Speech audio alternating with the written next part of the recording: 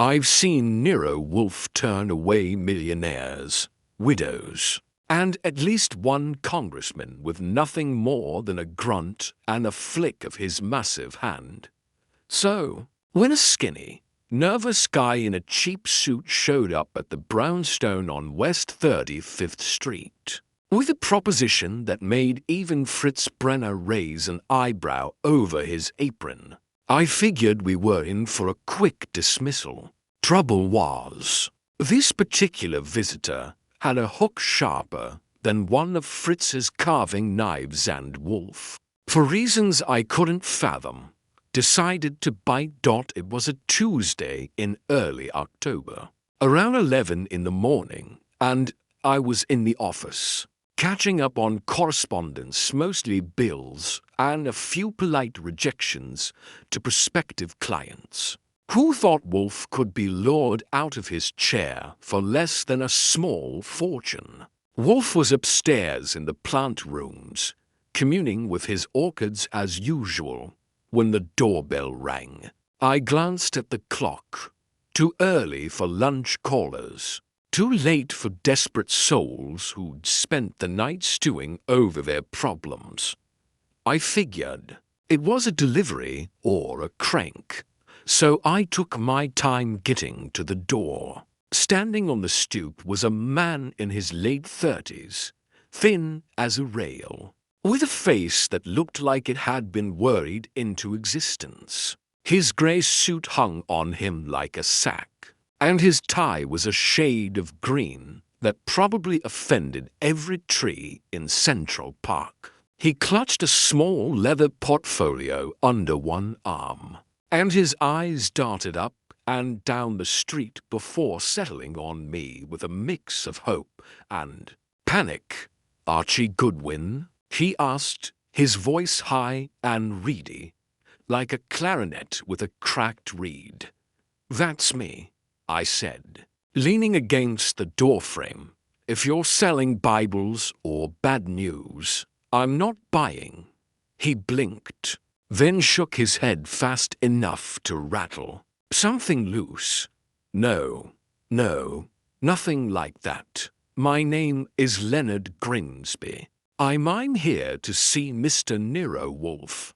It's urgent, a matter of grave importance." I gave him the once-over. Urgent matters are a dime a dozen in this line of work, and grave importance usually means someone's misplaced their cat or their dignity.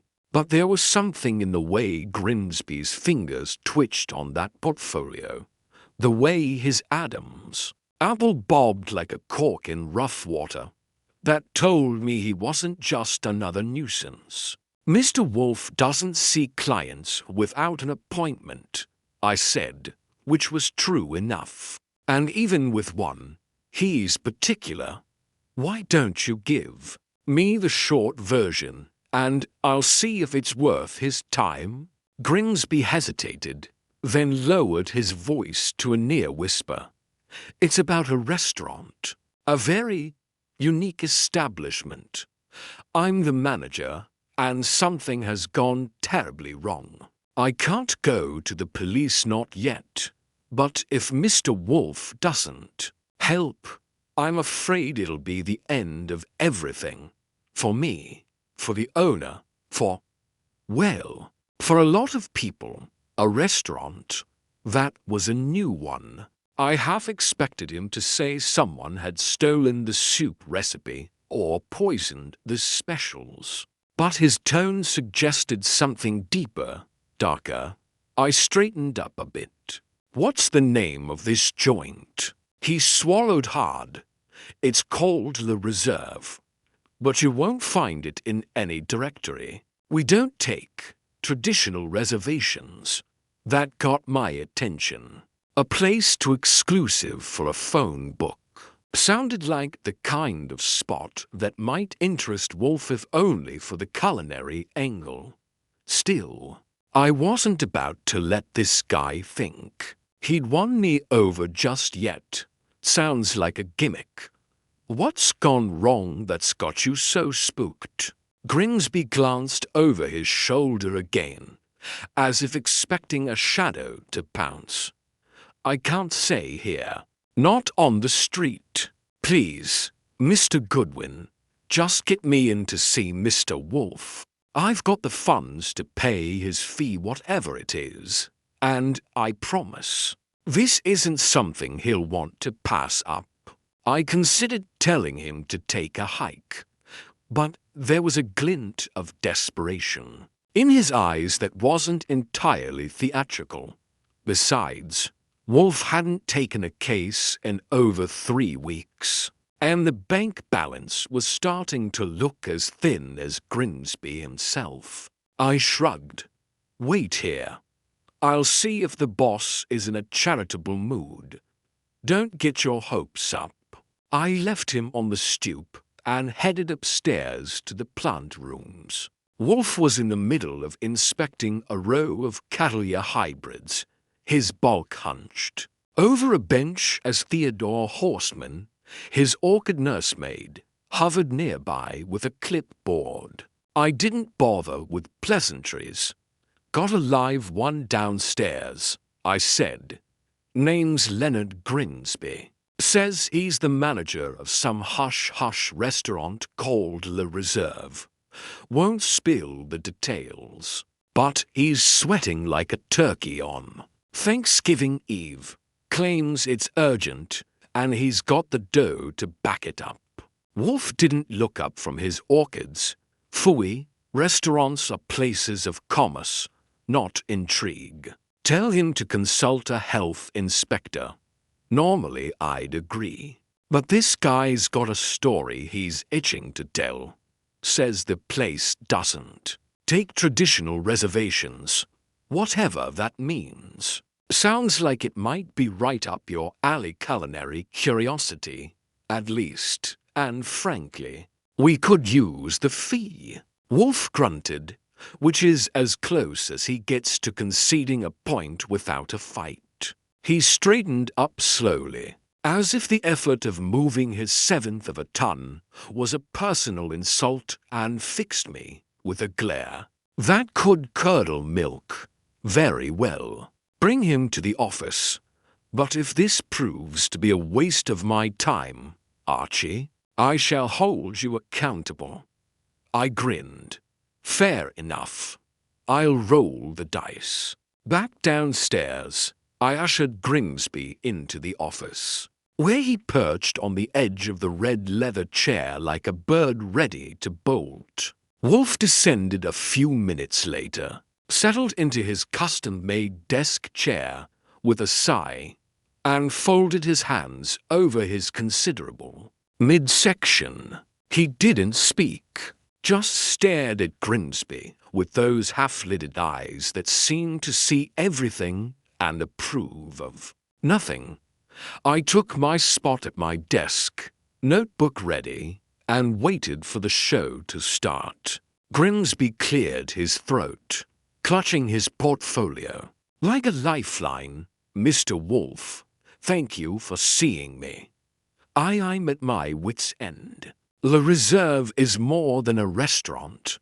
It's a haven for a very select clientele. People of influence, discretion, power. We operate by invitation only, through a network of trusted intermediaries. No menus.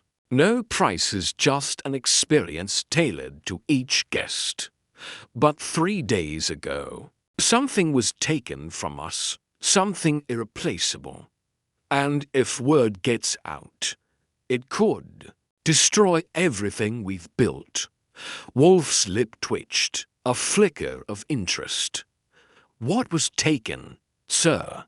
Grimsby hesitated, then opened the portfolio and slid a small, folded piece of paper across the desk.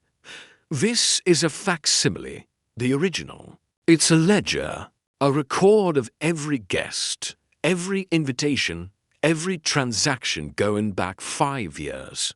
It's coded, but not unbreakable.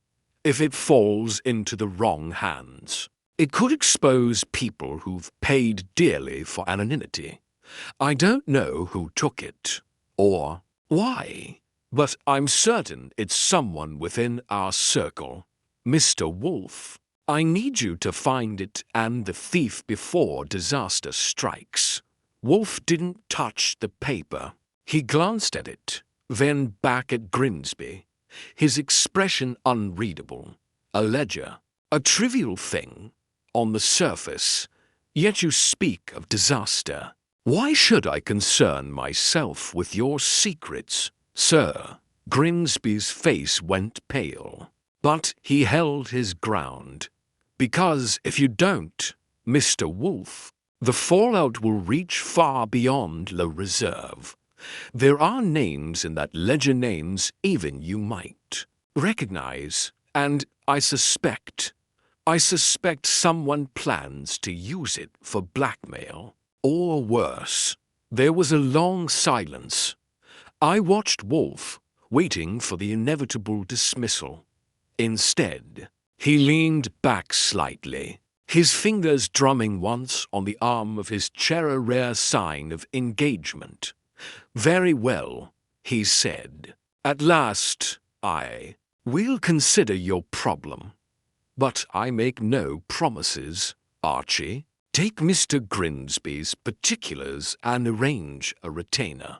We shall see whether this culinary conundrum warrants my attention. I raised an eyebrow but didn't argue, as I escorted Grimsby out with a promise to be in touch. I couldn't shake the feeling that Wolfe had seen something in that little speech, or in Grimsby himself, that I'd missed. A restaurant with no reservations, a stolen ledger, and a clientele that might include half the city's elite. This was no ordinary nuisance call. For better or worse, we were in. And I had a hunch the brownstone was about to get a lot less quiet. If there's one thing Nero Wolfe hates more than leaving his brownstone, it's having his sacred routine interrupted by outsiders. The office on West 35th Street is his fortress, his sanctuary, his carefully calibrated bubble of orchids, beer, and Fritz's cooking. So, when Leonard Grimsby returned the next morning with two unexpected companions in tow, I knew we were in for a storm, even if Wolfe's version of a tempest is more a quiet, brooding squall than a full-blown gale. It was just past 10 on Wednesday when the doorbell rang again. I was in the office, typing up Grimsby's retainer agreement, a hefty $5,000 up front, with more promised if Wolfe pulled off a miracle. Wolfe was upstairs in the plant rooms, as usual, and Fritz was in the kitchen muttering something about a sauce that refused to cooperate.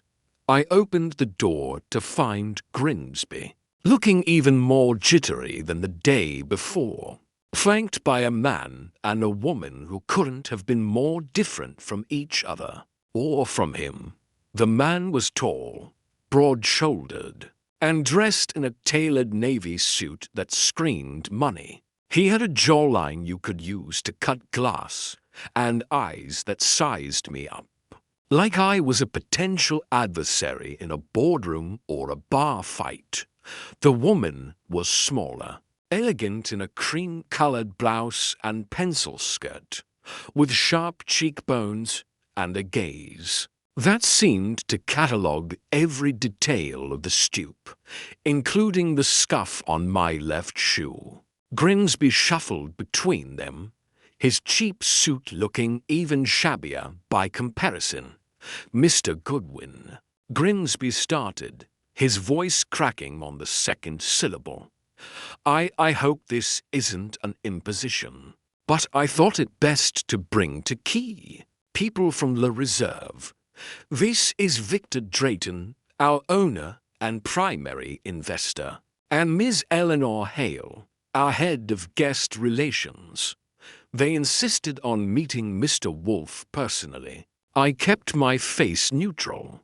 though I was already calculating the odds of Wolfe tossing all three of them out on their ears. Insisted, "Ha! That's a bold move for uninvited guests. Wait here. I'll see if the boss is in a welcoming mood." I left them cooling their heels and trudged up to the plant rooms. Wolfe was repotting a Miltonia, his massive hands moving with a delicacy that always surprises me. While Theodore fussed nearby, I gave him the rundown Grimsby +2, urgent faces, fancy clothes, and waited for the inevitable grunt of dismissal. Instead, Wolfe set down his trowel and fixed me with a look that was half irritation, half curiosity. Phooey, a parade of intruders. Yet their presence suggests a degree of desperation or arrogance. Bring them to the office, Archie. Let us see what manner of company Mr. Grimsby keeps. That was a surprise, but I didn't argue. Back downstairs, I ushered the trio into the office, where they took seats in the red leather chairs reserved for clients. Grimsby perched on the edge again, while Drayton lounged with the casual confidence of a man used to owning the room. Miss Hale sat, ramrod, straight, her hands folded neatly in her lap, her eyes darting between the door and the empty desk where Wolfe would soon appear. When Wolfe descended, he moved with his usual deliberate pace, settling into his oversized chair with a faint sigh. He didn't acknowledge the visitors immediately, instead reaching for a beer from the tray Fritz had left earlier. Only after popping the cap and taking a measured sip did he turn his gaze on the group, his expression as unreadable as a brick wall. "Mr. Grimsby," Wolfe began, his voice a low rumble. "You were instructed to provide particulars, not a delegation. Explain this intrusion." Grimsby flinched, but managed to stammer a response. I'm sorry, Mr. Wolfe, but Mr. Drayton and Miss Hale felt it was crucial to speak with you directly. They have insights into the situation with the ledger that I might not fully grasp." Drayton leaned forward, his voice smooth and authoritative, like a politician warming up for a speech. "Mr. Wolfe, I'm the one who built the reserve from the ground up. That ledger isn't just a record, it's the heart of our operation. Without it, we're vulnerable to exposure, blackmail, even ruin. I've invested millions in creating a space where the elite can dine in absolute privacy. I need to know you understand the stakes." Wolfe's fingers twitched on the arm of his chair, a subtle sign he was less than impressed. "Sir, I am not in the habit of being lectured on stakes. If you have information pertinent to the theft, state it. Otherwise, spare me the oratory." Drayton's jaw tightened, but he leaned back, clearly unused to being rebuffed. Miss Hale stepped in, her voice crisp and measured. "Mr. Wolfe, as head of guest relations, I'm responsible for the invitations and the security of our clientele's identities. The ledger was kept in a locked safe in my office. Only for people had access. Myself, Mr. Drayton, Mr. Grimsby, and our head chef, Julian Moreau. I checked the safe 3 days ago, after a particularly high-profile dinner, and it was gone. No signs of forced entry. Whoever took it knew exactly what they were after and how to get it." Wolfe took another sip of beer, his eyes half closed. But I knew he was absorbing every word, every inflection. I jotted down the names and details in my notebook, already wondering about this chef, Moreau. who hadn't bothered to show up. For people with access, one stolen ledger, and a room full of tension thicker than Fritz's cream of mushroom soup. This was starting to smell like a case after all. Interesting, Wolfe said at last, his tone giving nothing away. A theft, without violence, within a circle of trust. Yet you come to me rather than the police. Why? Drayton answered this time, his voice dropping to a near whisper. Because the police would ask questions we can't afford to answer. Our clients include senators, CEOs, even foreign dignitaries. Discretion is our currency. If word gets out that our security has been breached, we're finished. You, Mr. Wolfe, have a reputation for handling delicate matters without fanfare. Wolfe grunted, which I've learned can mean anything from disdain to grudging agreement. I glanced at him, trying to gauge whether he was hooked or just humoring them. His face, as usual, was a mask, but the fact that he hadn't yet told them to get out was telling in itself. Archie, Wolfe said abruptly, turning his gaze on me, escort our visitors out. Mr. Grimsby, you will remain in contact. I require time to consider this entanglement. Do not return unannounced again. I stood, gesturing toward the door. Drayton looked like he wanted to argue, but a sharp glance from Miss Hale silenced him. Grimsby just nodded, relief and anxiety warring on his face, as I led them out. I couldn't help but notice the way Miss Hale's eyes lingered on the office, as if memorizing every detail. Drayton, meanwhile, strode ahead like a general leaving a battlefield he wasn't done with. Back in the office, Wolfe was already reaching for a book from the shelf behind him, some obscure treatise on botany. No doubt. I sat down at my desk, waiting for his verdict. Well, I asked finally, are we in or out? They've got money, motive, and a mystery. Sounds like your kind of puzzle. Wolfe didn't look up from his book. Perhaps. Their insistence on privacy suggests either genuine fear or calculated deception. I dislike having my home invaded by strangers, Archie. Yet, their story intrigues me. We shall proceed, for now. Compile a list of questions for Mr. Grimsby regarding this chef, Poirot, and the precise nature of their invitations. I sense there is more to the reserve than culinary exclusivity. I nodded, already mentally mapping out the next steps. The brownstone had been disturbed, no question about it, and while Wolfe sat there, immovable as ever, I had a feeling this case was about to stir up more than just his routine. For the first time in weeks, the air in the office felt charged like the calm before a storm I couldn't yet see coming. Now that the brownstone had been invaded by the nervous trio from the reserve, I knew the real work was about to begin. Nero Wolfe doesn't play hunches or chase shadows. He builds a case like a bricklayer, one fact at a time, until the wall's so solid nobody can knock it down. After Grimsby, Drayton, and Hale left, Wolfe gave me my marching orders. Dig into the backgrounds of everyone with access to that missing ledger. He stayed planted in his chair, of course, sipping beer and brooding over some arcane orchid problem, while I got ready to hit the pavement. That's the deal, Wolfe thinks. I walk, and if I'm lucky, I don't get a black eye for my trouble.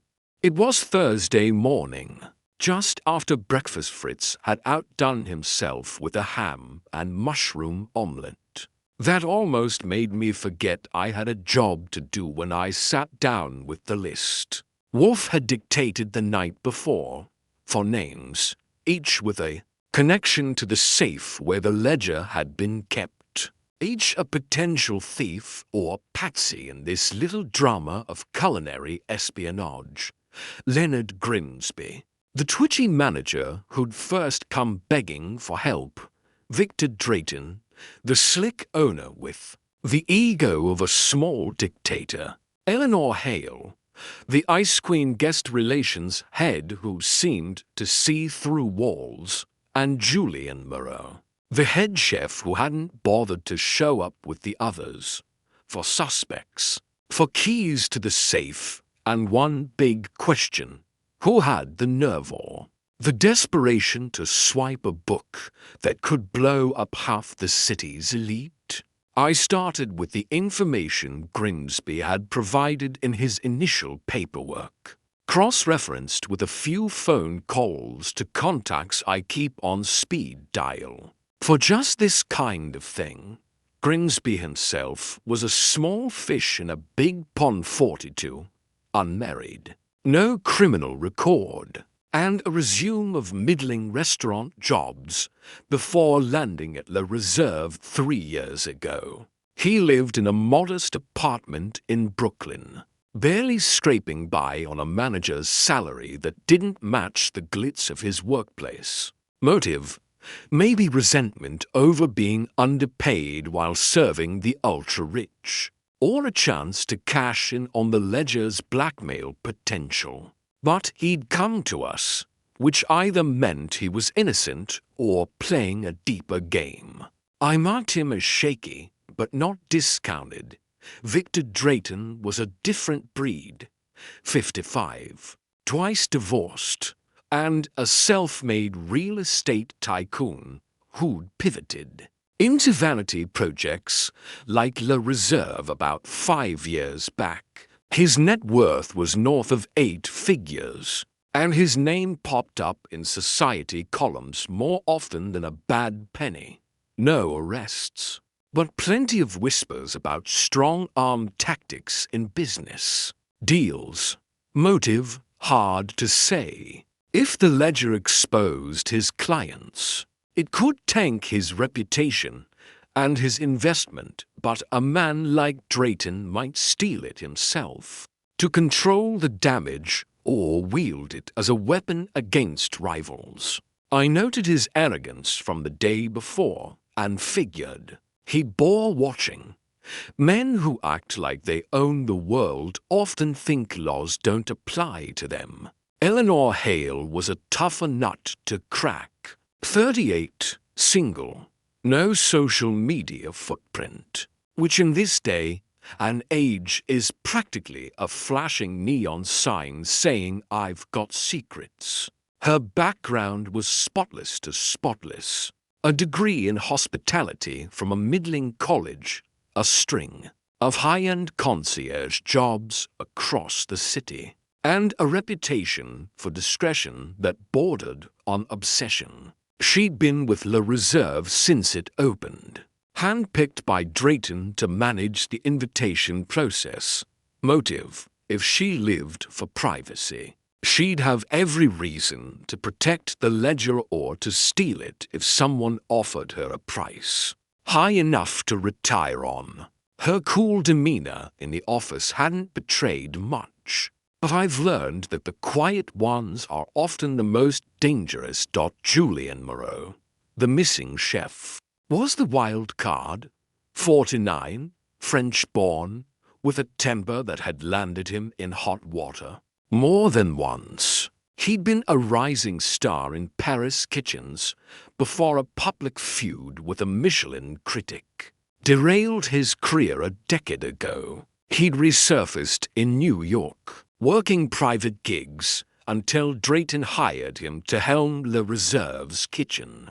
A quick call to a buddy in the restaurant world confirmed Moreau's rep as a genius with a knife, in more ways than one. To assault charges, both dropped, and a rumor he'd once threatened a sous chef with a cleaver over a botched sauce.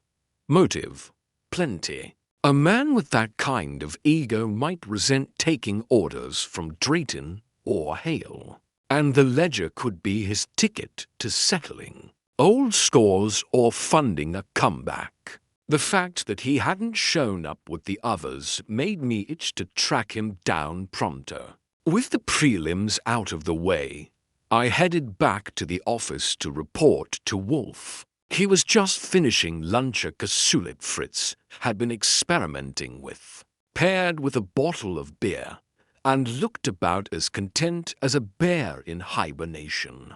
I laid out the basics on each suspect, keeping my speculations to a minimum since Wolfe prefers raw data to my hunches.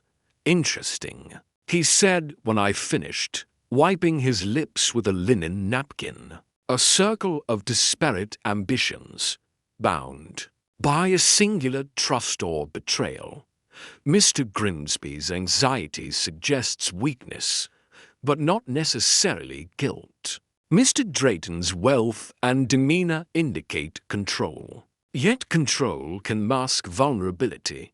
Miss Hale's reticence is deliberate, perhaps protective. And this chef, Monsieur Moreau, his absence is conspicuous. A volatile temperament paired with access is a potent combination. I nodded, waiting for the inevitable directive. Wolfe leaned back, his hands folded over his substantial midsection. Archie, you will begin with personal observations. Arrange meetings with each of these individuals, starting with Mr. Grimsby, as he is the least likely to resist. Observe their environments, their reactions, their lies. I require details, gestures, surroundings. Inconsistencies.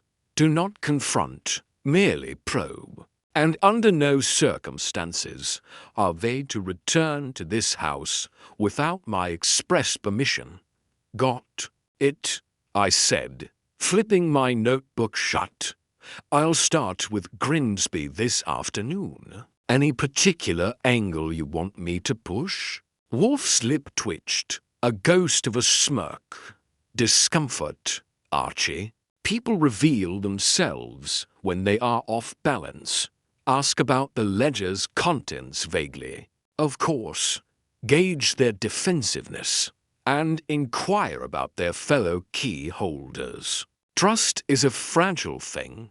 Let us see where the fractures lie. I left the brownstone with a spring in my step, despite the grey October drizzle starting to fall. Wolfe might not move an inch, but his mind was already spinning a web, and I was. The spider sent to test the strands. Grimsby first, then the others, for suspects each with a past, a motive, and a connection to a restaurant that operated like a secret society. I didn't know who'd taken the ledger yet, or why, but I had a feeling the answers were buried in the tensions between these four. And if I played my cards right, I'd unearth just enough dirt to keep Wolfe interested without tipping our hand. As I hailed a cab headed for Brooklyn, I couldn't help but grin. A stolen book, a shadowy clientele, and a quartet of suspects who'd probably sell each other out for the right price. This was shaping up to be anything but a run-of-the-mill job. The circle was drawn. Now it was time to see who'd break. First, there's a certain satisfaction in hitting the streets.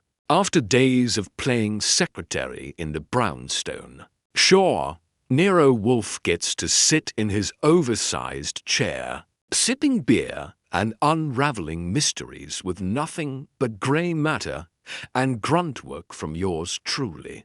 But I'm the one who gets the fresh air along with the occasional fresh brews.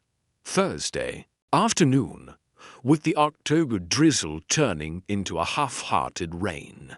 I set out to poke the first bear in our circle of suspects, Leonard Grimsby, the jittery manager of the Reserve who'd started this whole mess. Wolfe's orders were clear: probe, observe, don't push too hard. Made them squirm just enough to spill something useful. Easy enough. Unless Grimsby had a hidden talent for keeping his trap shut. I took a cab to Brooklyn, to the address Grimsby had provided in his paperwork. It was a nondescript brick building in a neighborhood that hadn't seen a hipster invasion. Yet 5 stories, chipped paint on the stoop, and a buzzer system that looked like it hadn't worked since Eisenhower was in office. I pressed the button for apartment 3C anyway, half expecting nothing, but a tinny voice crackled through almost instantly. "Who is it?" Grimsby sounded like he was expecting creditors, or worse. "Archie Goodwin," I said, leaning close to the speaker. "From Nero Wolfe's office. Got a few follow-up questions for you." "Mr. Grimsby, won't take long." There was a pause, then a reluctant buzz as the door unlocked. I climbed the narrow stairs, the smell of stale coffee and damp carpet clinging to the air, until I reached 3C. Grimsby opened the door just wide enough to peek out, his face even paler than I remembered, if that was possible. He was in a wrinkled shirt and slacks, no tie, looking like he hadn't slept in a week. "Mr. Goodwin," he stammered, stepping aside to let me in. I wasn't expecting you. Is there news?" "Not yet," I said, giving the small apartment a quick once-over as I entered. It was a 1-bedroom setup, sparsely furnished couch, coffee table littered with takeout containers, a tiny kitchenette with dishes piled in the sink. No pictures, no personal touches. Just a utilitarian box for a man who clearly spent his life elsewhere. "Mr. Wolfe likes to be thorough. I'm here to get a better picture of things at La Reserve. Mind if I sit?" He gestured to the couch, perching on a chair opposite like a kid waiting to be scolded. I took out my notebook. "More for show than necessity," Wolfe says. "It makes people nervous. And nervous people talk," and started with the soft stuff. "Tell me about the night the ledger went missing," I said, keeping my tone casual. "Ms. Hale mentioned it was after a high-profile dinner. What do you remember?" Grimsby fidgeted, his fingers twisting a loose thread on his sleeve. "It was Saturday, 3 days before I came to you. We had a party of 6 very important guests. The kind we don't discuss even among ourselves. I was overseeing the front of house, making sure everything ran smoothly. Miss Hale handled the guest list and security. As always, Mr. Drayton was there briefly, schmoozing, before he left around 9. Chef Moreau was in the kitchen, of course, cursing up a storm over some delay with the main course. Nothing unusual, really, until Miss Hale checked the safe after midnight and found it empty. I jotted down the timeline, noting the names. "No signs of a break-in," she said, "so it had to be someone with access. You've got a key, right? Where do you keep it?" His eyes widened, and he swallowed hard. "On my person, always. It sits on a chain around my neck. I never take it off, not even to sleep. I swear I didn't touch the safe that night. I haven't in weeks. My job doesn't require me to access it often. Interesting, paranoid. But believable or a good act. I shifted gears. What about the others? You've worked with Drayton, Hale, and Moreau for years. Any reason one of them might want to snatch the ledger? Personal grudges? Financial trouble? Anything? Grimsby hesitated, glancing toward the window as if expecting someone to be listening from the fire escape. I don't like to speak ill of anyone. Mr. Drayton. He's a hard man, very demanding. He's had disagreements with Chef Moreau over the menu, the budget. Moreau's got a temper. They've shouted before. Miss Hale keeps to herself, but I've seen her argue with Drayton too, over client matters. She's very protective of the guests' privacy, almost obsessive. As for me, I just try to keep everyone happy. It's not always easy. I nodded, scribbling a note about the tensions. Sounds like a tight-knit crew with plenty of friction. Tell me, what's in this ledger that's got everyone so spooked? I get the privacy angle, but there's got to be specifics that make it worth stealing. His face went from pale to ghostly. I've never looked at the details. It's coded anyway. Miss Hale handles the entries. But I know it lists every guest, every date, every arrangement. Some of our clients, they're not just dining. They conduct business, private dealings. If that got out, it could ruin careers, marriages, even governments. That's all I'll say. Please, don't ask more. I raised an eyebrow, but didn't push. Wolfe would want to chew on that government's bit later. I stood, tucking the notebook away. All right, Mr. Grimsby. That's enough for now. If anything else comes to mind, arguments, odd behavior, anything, give me a call. Mr. Wolfe doesn't like surprises. He nodded, practically leaping to open the door for me. As I stepped out, I caught a flicker of something in his expression, relief, maybe, or dread. Hard to tell with a man wound that tight. The rest of the day was a whirlwind of legwork. I tracked down Victor Drayton at his upscale office in Midtown, a glass and steel monstrosity that screamed, "I'm important." He gave me 10 minutes between meetings, all charm and control, deflecting questions about the ledger with vague nonsense about proprietary information.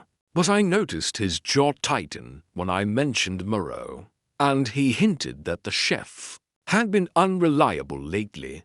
Motive, maybe, or a deflection. I marked it down. Eleanor Hale was next, meeting me at a quiet cafe near the Flatiron Building. She was as composed as ever, answering questions with clipped precision. No, she hadn't noticed anything unusual that night. Yes, she kept her key secure in a locked drawer. No, she didn't trust anyone completely, not even Drayton. Her coolness was almost too perfect, like a mask. I left feeling like I'd learned nothing and everything at once. Julian Moreau was a no-show. I swung by Le Reserve itself and marked, tucked down an alley in the West Village. Just as exclusive as they'd claimed, but the staff stonewalled me. Chef was unavailable. They said. I left a message, figuring a man with his temper wouldn't stay quiet long once he knew I was sniffing around. By the time I got back to the brownstone, it was past 7, and Fritz was serving up veal cutlets with a lemon sauce that could have made a statue weep. I reported to Wolfe in the office, laying out the day's haul while he finished a second helping, Grimsby's nerves, Drayton's defensiveness, Hale's ice, Moreau's absence. It was a mixed bag, but enough to keep the puzzle alive. Wolfe listened, eyes half closed, until I was done. Satisfactory, Archie, he said at last. Frictions emerge, as expected. Monsieur Moreau's reticence is noteworthy. Pursue it. And Miss Hale's restraint suggests depths unplumbed. Continue observing. People lie, but their lies often speak louder than their truths. I grinned, already planning tomorrow's moves. The circle was tighter now, the suspects clearer, but the ledger and the thief remained just out of reach. Something told me the real dirt was still buried, waiting for the right shovel to turn it up, and I was itching to dig. There's a certain rhythm to working a case with Nero Wolfe. He sits in the brownstone like a spider at the center of a web, spinning theories from the threads I bring him, while I'm out dodging rain and suspicion to snag those threads in the first place. By Friday morning, after my initial round of interviews with the La Reserve crowd, I figured we were making progress slow, sure, but steady. Grimsby was a nervous wreck, Drayton a smooth operator, Hale an enigma, and Moreau a ghost. Plenty to chew on. But just when I thought I had the beat of this mystery figured, something off-key slipped into the melody. Something small, but sharp enough to make even Wolfe sit up straighter in his chair. It started around 9:30. After breakfast Fritz's pancakes, with maple syrup and a side of sausage. That could have fueled a small army. I was in the office, typing up my notes from the previous day's legwork, when Fritz himself appeared in the doorway, a frown creasing his usually placid face. He held a small glass jar in one hand, the kind he uses for spices, and his apron was dusted with flour from whatever culinary masterpiece he was wrestling within the kitchen. "Archie," he said, his Swiss accent clipping the edges of the word, "I must speak with Mr. Wolfe. There is a problem, a small one, perhaps, but a problem." I raised an eyebrow, setting the typewriter aside. Fritz doesn't get rattled easily. He's dealt with Wolfe's moods and my messes for years, without so much as a grumble. "What's up, Fritz? You look like someone swapped your thyme for oregano." He didn't smile. "It is the saffron, this jar." He held it up. The contents a muted yellow-orange under the light. It was on the wrong shelf. I keep everything in precise order. You know this. Saffron is always on the second shelf, left side, next to the turmeric. This morning, it was on the third shelf, right side, by the cinnamon. I did not move it, I am certain. I leaned back, processing that. Fritz's kitchen is his kingdom, organized with a precision that would make a drill sergeant weep. A misplaced jar wasn't just a nuisance, it was a violation. Still, it seemed like small potatoes. Could have been a late-night snack run. "Fritz, maybe I fumbled around looking for something and bumped it." Fritz shook his head, adamant. "No, Archie, you do not touch my spices. And Mr. Wolfe, he would not enter the kitchen for such a thing. I checked last night before bed, everything was in order. This happened after midnight. That got my attention. The brownstones locked up tighter than a bank vault at night. Fritz seized to the back door. I handled the front, And Wolfe's got enough alarms and deadbolts to discourage even the most determined crook. If something was moved, it wasn't an accident. I stood up. All right, let's take it to the boss. He'll want to hear this, even if it's just to grumble about kitchen trivia. We found Wolfe in the plant rooms, inspecting a row of phalaenopsis, with Theodore hovering nearby. He didn't look up as we entered, but his grunt acknowledged our presence. I let Fritz explain, watching Wolfe's face for any flicker of reaction. The misplaced saffron wasn't exactly grand larceny, but I knew Wolfe well enough to suspect he'd take any disturbance in his domain seriously. When Fritz finished, Wolfe set down his watering can with a deliberate thud and turned his bulk toward us. His expression was as unreadable as ever, but there was a glint in his eye. I've learned to recognize annoyance. Yes, but also engagement. Phooey, he said at last. A trivial displacement, yet indicative. Fritz, you are certain of your inventory's arrangement last night? Absolutely, sir, Fritz replied, standing a little taller. I check every shelf before retiring. It is my habit. Wolfe's fingers tapped once on the bench, a rare sign of thought in motion. And no one entered the kitchen after you retired? No delivery? No visitor? None, sir. The back door was locked, the windows secured. I would have heard. I chimed in, keeping my tone light but pointed. Front door was bolted to. I checked it myself before turning in. No sign of forced entry anywhere, no scratches. No Jimmy marks. If someone moved that jar, they had a way in we don't know about. Or they were already here. Wolfe's gaze shifted to me, sharp and appraising. Indeed, an intrusion, however minor, within my home is not to be dismissed. Archie, inspect the premises thoroughly, doors, windows, every lock. Note any anomaly, however slight, and Fritz, inventory your kitchen fully. If another item is out of place, I must know. I nodded, already mentally mapping the brownstone's weak points.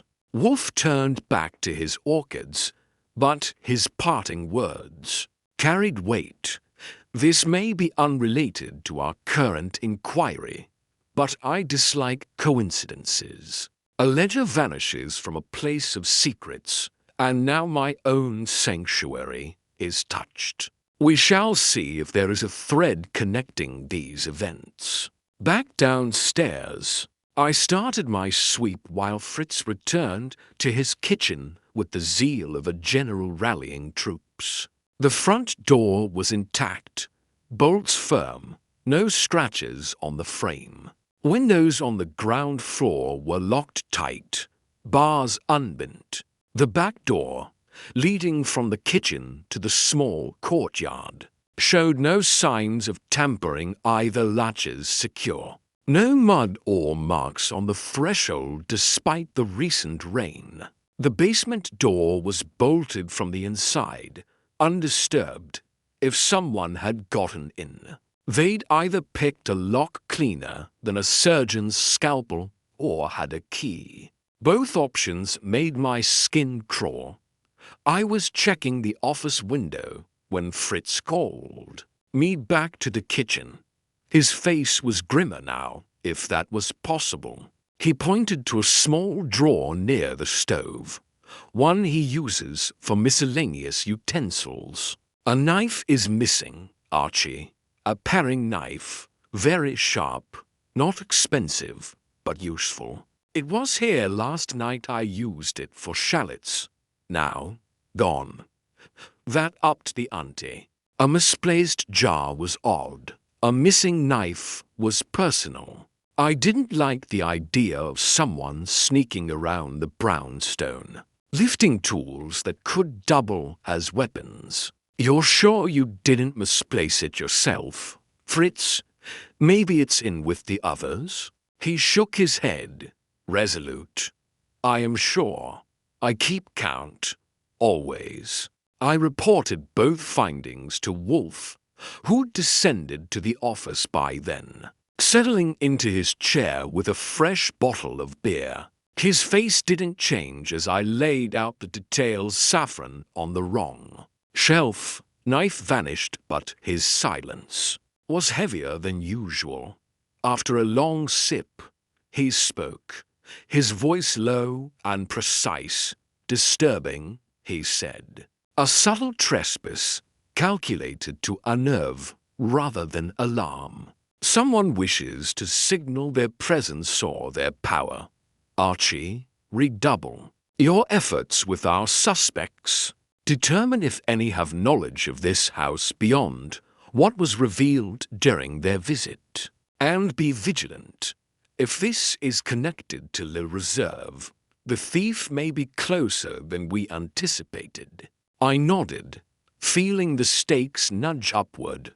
The brownstone is sacred ground. Wolfe's fortress, Fritz's domain, my home base. Someone messing with it wasn't just bold, it was personal. As I grabbed my coat to head out for another round with the suspects, starting with tracking down the elusive Julian Moreau, I couldn't shake the image of that empty spot where the knife should have been. Small thefts, subtle moves, someone was playing a game. And I had a hunch the next move wouldn't be so quiet. There's a point in every case where the air gets thicker, like the moment before a thunderstorm when you can feel the electricity prickling your skin. By Friday afternoon, after the unsettling discovery of the misplaced saffron and the missing paring knife in the brownstone, I knew we'd hit that point. Nero Wolfe doesn't rattle easily, hell. A cannon could go off next to his chair, and he'd just grunt and ask for another beer. But the violation of his sanctuary had put a rare edge in his tone. He didn't say it outright, but I could tell. He was taking this personally, and when Wolfe gets personal, things get interesting. My job now was to turn up the heat on the Le Reserve suspects and see who started to sweat. I started the day with a quick breakfast, Fritz's Eggs Benedict, which even a looming mystery couldn't diminish, and a briefing from Wolfe in the office. He sat behind his desk, hands folded over his midsection, eyes half closed as if visualizing the puzzle pieces floating in front of him. The missing knife and misplaced spice jar lay on his mind, like a burr under a saddle. Archie, he said, his voice a low rumble, the intrusion into this house suggests either audacity or desperation. It may be a message, a warning, or a clumsy attempt at intimidation. Regardless, it cannot be ignored. I want you to pursue Monsieur Moreau with greater insistence. His absence is conspicuous, and a man of volatile temperament may act rashly. Under pressure. Also, revisit Miss Hale. Her restraint masks something probed deeper. And, if necessary, call in Saul Panzer. I require eyes beyond your own. Saul Panzer. That was a trump card Wolfe rarely played. Saul's the best freelance operative in the city, discreet, resourceful, and twice as sharp as I am on a good day. If Wolfe wanted him on deck, it meant he smelled something bigger than a stolen ledger or a kitchen prank. I nodded, jotting down the instructions. Got it. I'll track down Moreau today, lean on Hale again, and give Saul a ring if things get sticky. Anything else? Wolfe's lip twitched. A flicker of displeasure. Be cautious. Whoever entered this house knew its routines, or had assistance. Trust no one, not even our client, until we discern the shape of this entanglement. With that cheery thought, I grabbed my hat and coat and hit the streets. First stop, La Reserve. The elusive restaurant itself, tucked down that unmarked alley in the West Village. I'd been stonewalled there before, but this time I wasn't taking no for an answer. The October chill bit at my face as I navigated the narrow streets, the city buzzing with its usual Friday energy. I found the place just as nondescript as last time, a plain door with no signage, flanked by a dumpster and a flickering street lamp. I knocked hard and waited. After a minute, a burly guy in a stained apron cracked the door, his face a map of irritation. "We're closed till evening." "What do you want?"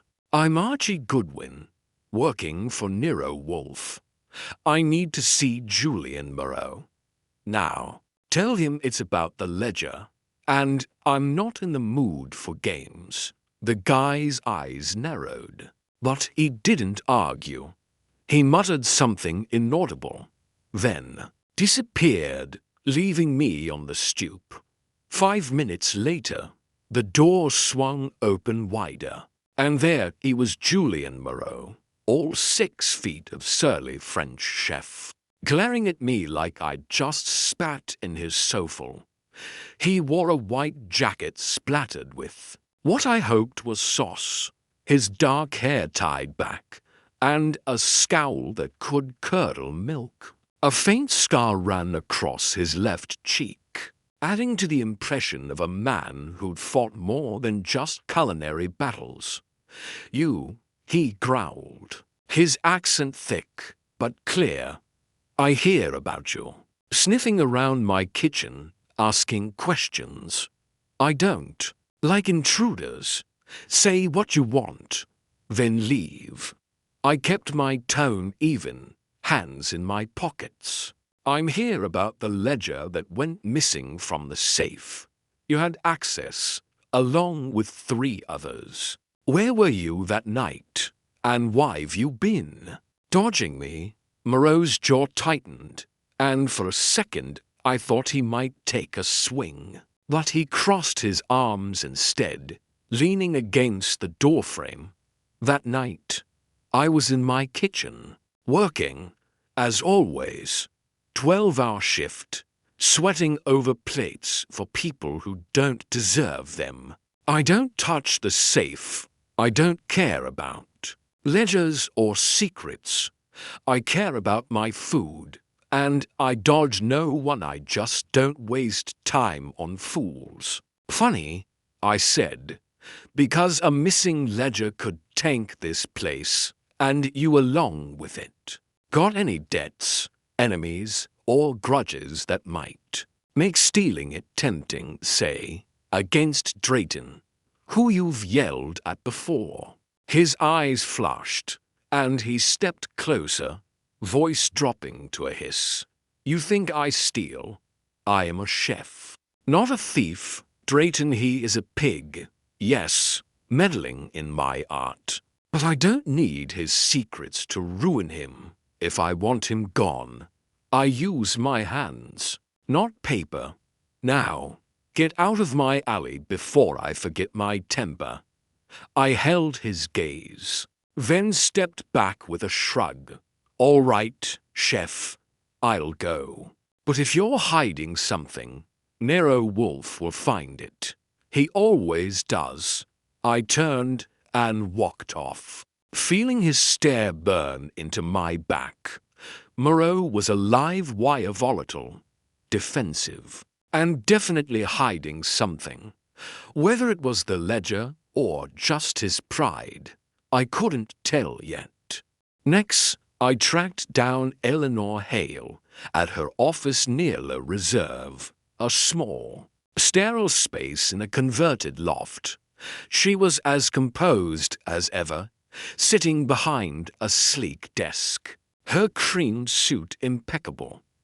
I asked about the night again, fishing for inconsistencies, and dropped a hint about the brownstone intrusion. Without specifics, just enough to see if she'd flinch.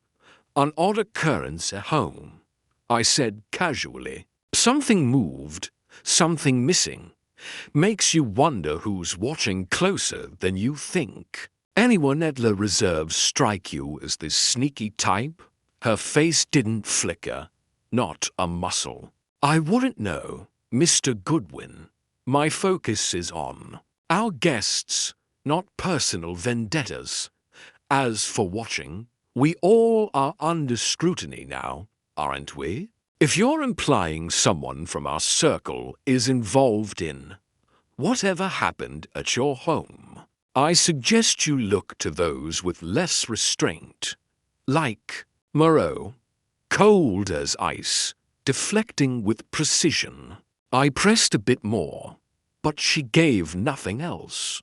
Just that piercing stare that made me feel like she was cataloguing my every word. I left with a polite nod, more convinced than ever that Hale knew more than she let on. By late afternoon, I decided to call Saul Panzer. I reached him from a payphone near Washington Square, keeping it brief. Saul, it's Archie. Wolfe's got a job surveillance on a few hotheads tied to a missing item. Can you tail a chef named Julian Moreau and dig into a woman named Eleanor Hale? Discreet. As always, Saul's voice was calm, professional. Sure, Archie. Give me the details. I'll start tonight. I filled him in, feeling a weight lift. Saul on the case meant extra eyes, and we needed them. Back at the brownstone, I reported to Wolfe over dinner Fritz's roast lamb with rosemary, which even a 10-stay couldn't spoil. Wolfe listened to my rundown on Moreau's temper and Hale's ice, plus Saul's involvement, without interruption. When I finished, he took a long sip of beer. Eyes half closed, satisfactory. He said finally, "Pressure reveals cracks, Archie. Moreau's volatility is a liability or a mask. Miss Hale's control suggests calculation, and this intrusion into my home, it tightens the web. Continue with Saul's assistance. I sense we are close to a fracture point." I nodded, finishing my plate. The air was thicker now, the stakes sharper. A stolen ledger, a trespass in the brownstone, and a circle of suspects starting to fray at the edges. Whatever came next, I had a feeling it'd hit harder than a misplaced spice jar. And I was ready to swing back.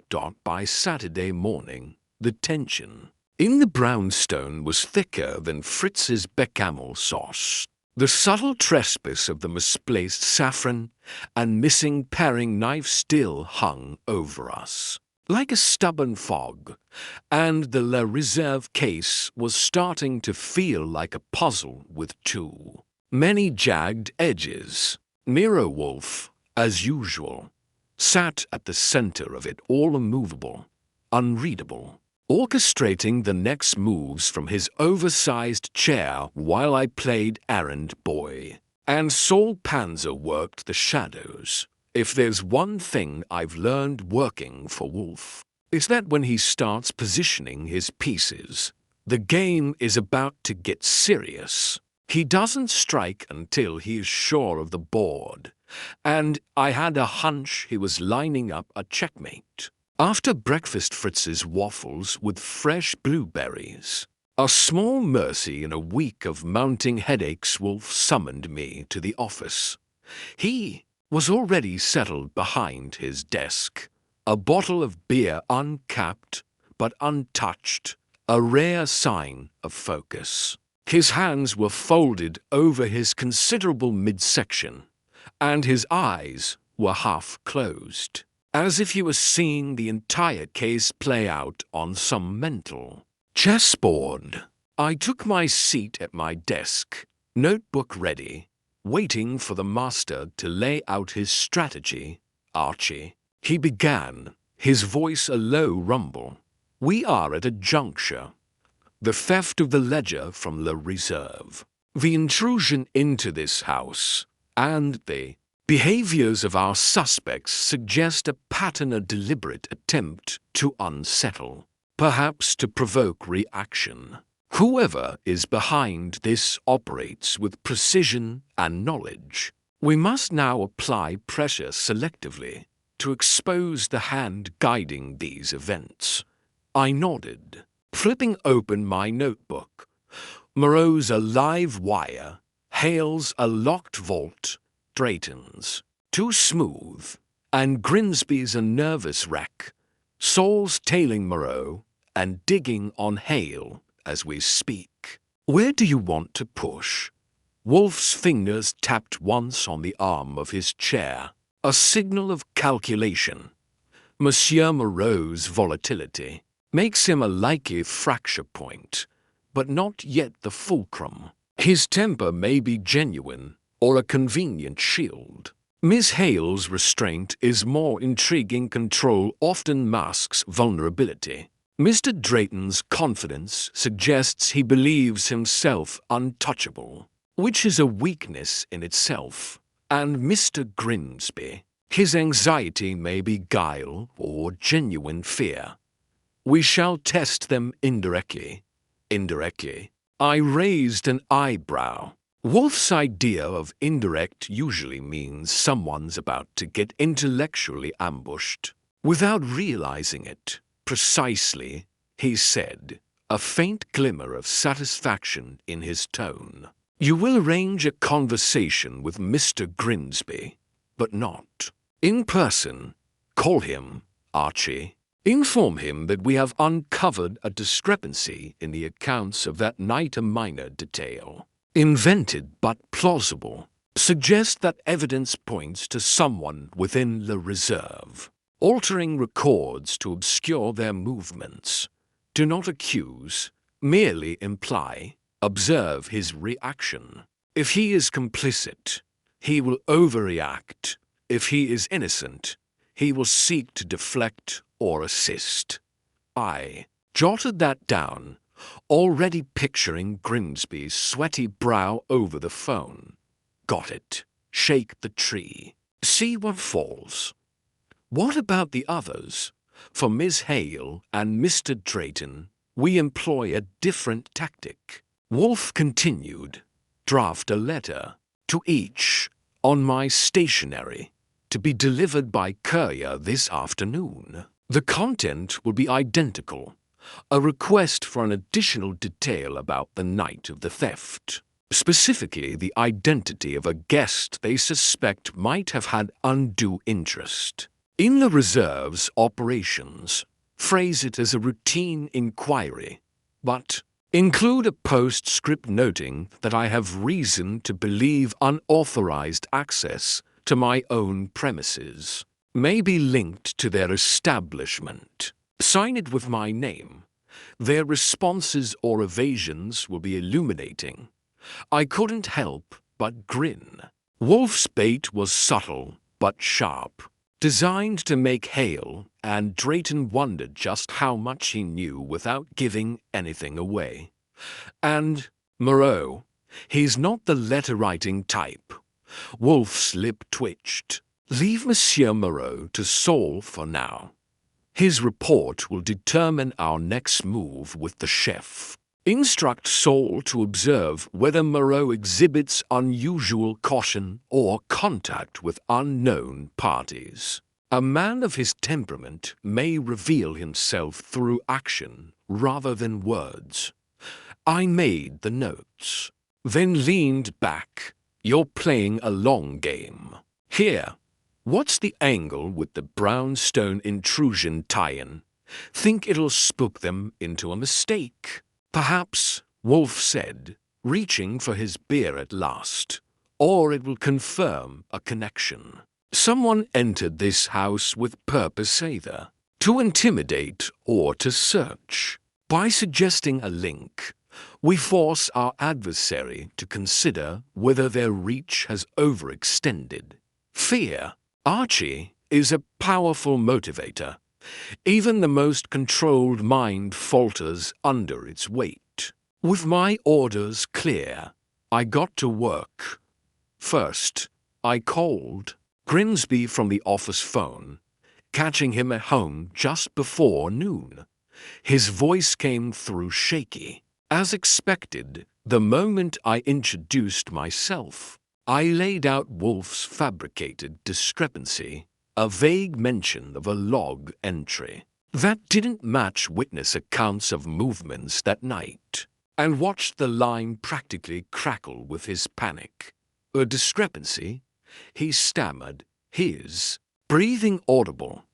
I don't understand. I told you everything I know about that night. I was at the front. I didn't even go near the safe. Who said there's a discrepancy? Is it Hale? Drayton? I swear, I'm not hiding anything. Calm down. Mr. Grimsby, I said, keeping my tone bored, as if his meltdown was routine. We're just checking every angle. If you've got nothing to hide, there's nothing to worry about. Just thought you'd want to know we're closing in on something. Call me if anything jogs your memory.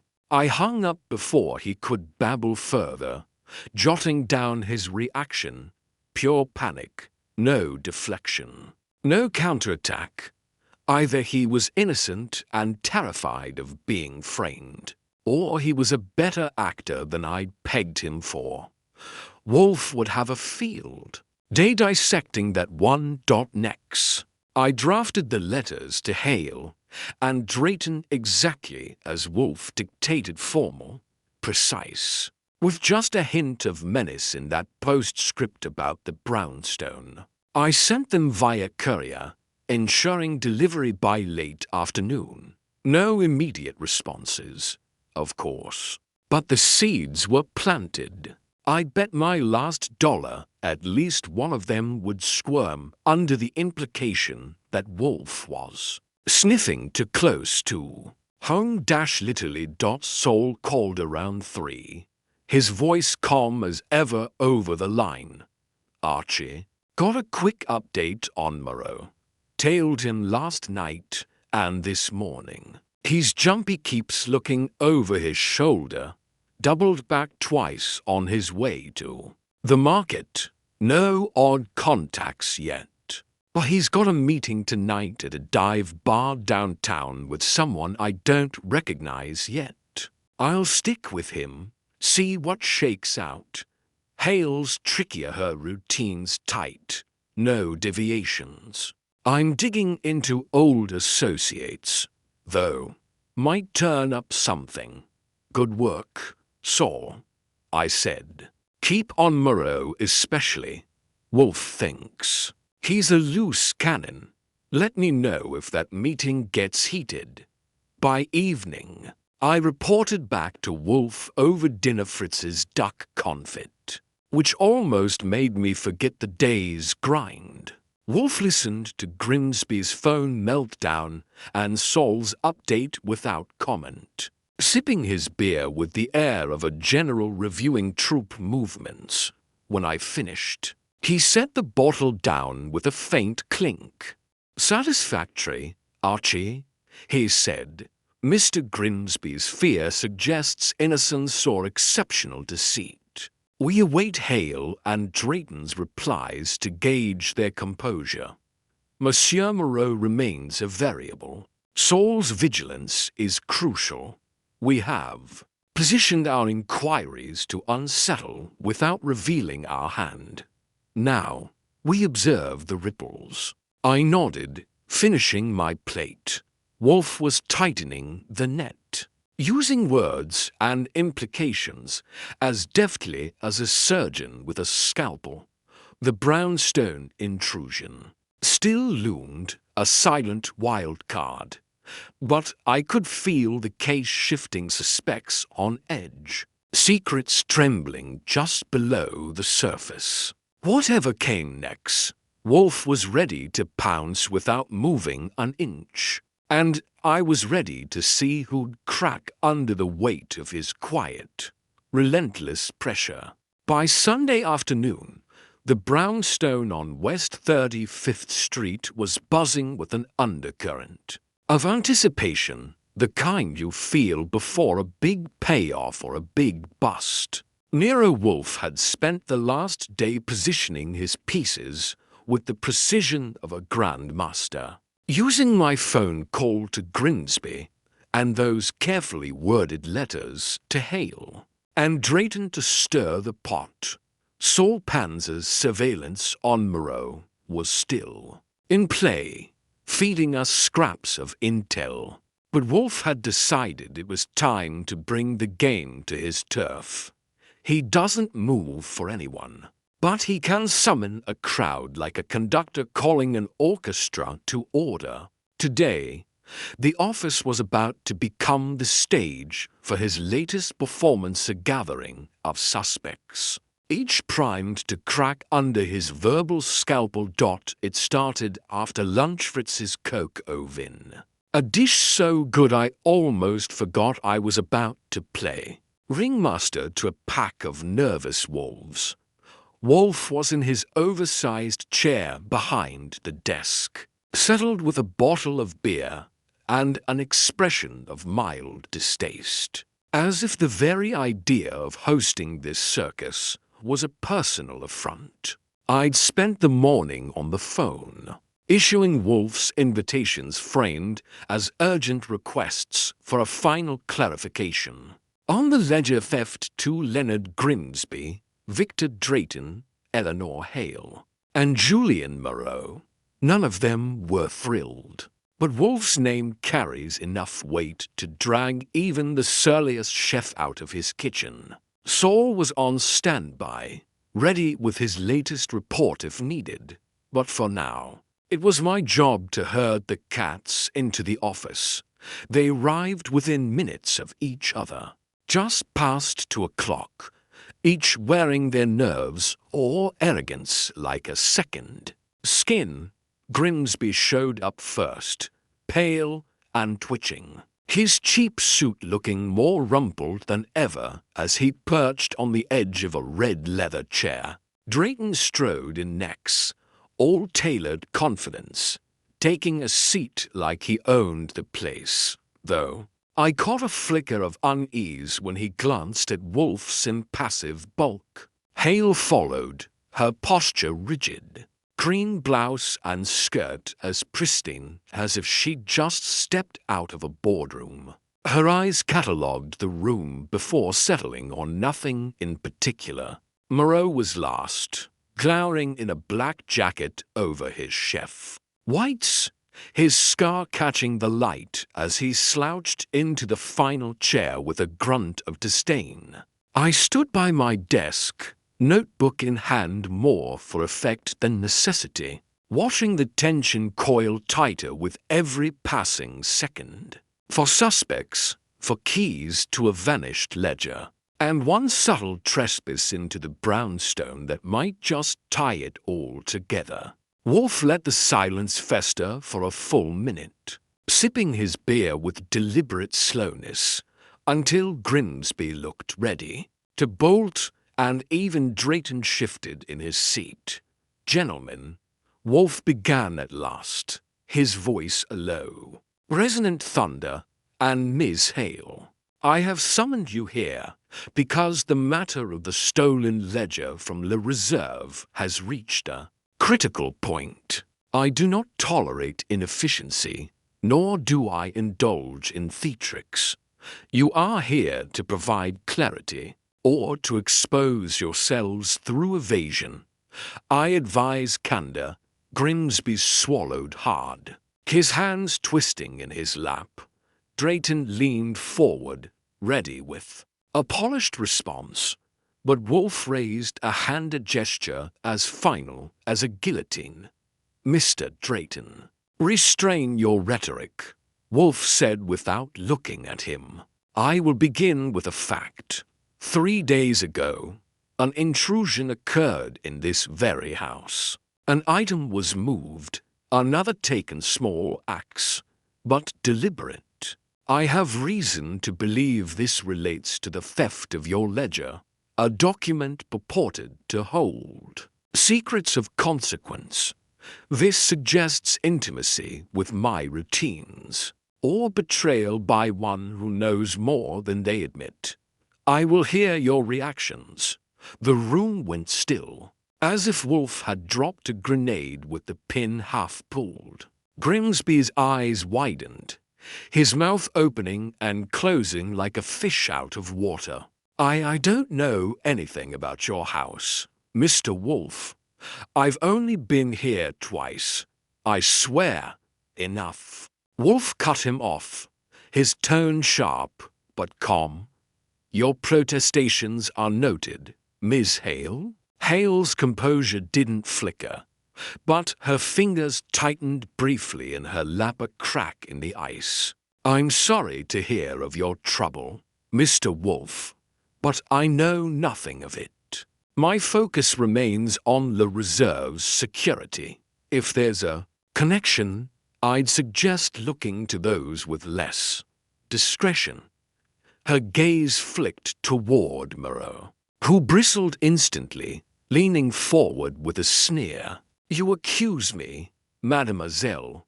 I don't sneak into houses like a rat. I'm a chef, not a burglar. If someone here plays games, it's not me.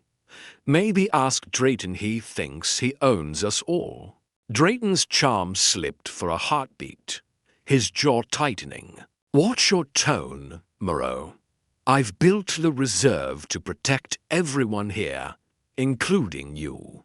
I've got no reason to meddle in Mr. Wolfe's affairs, and I resent the implication.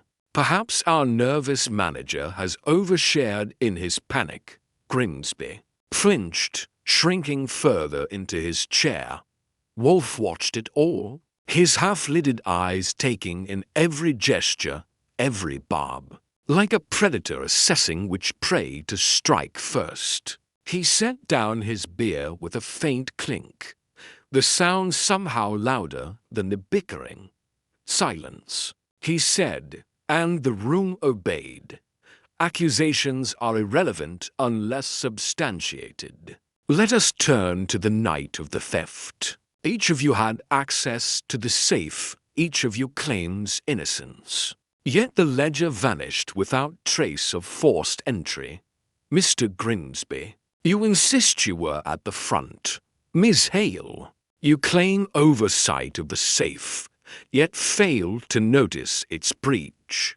Until after midnight, Mr. Drayton, you departed early, conveniently absent during the critical hours. Monsieur Moreau, you remained in the kitchen, a realm of chaos that obscures observation. One of you lies, or more." Moreau's face darkened, but he kept his mouth shut barely. Hale's gaze stayed steady, though I caught a faint tremor in her clasped hands. Drayton forced a smile, but it didn't reach his eyes. Grimsby looked like he might faint. Wolfe leaned back slightly, folding his hands again, his silence more oppressive than any shout.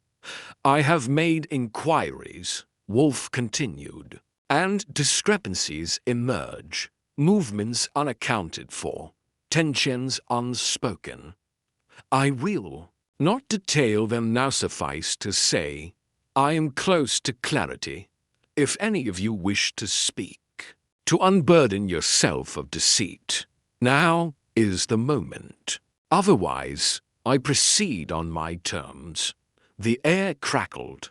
Grimsby's breathing was audible, a shallow rasp. Hale stared at Wolfe, unblinking, as if weighing whether he was bluffing. Drayton's fingers tapped once on his near-nervous tick I hadn't seen before. Moreau muttered something in French, likely a curse, but stayed seated. No one spoke up, but the weight of Wolfe's words hung like a guillotine blade.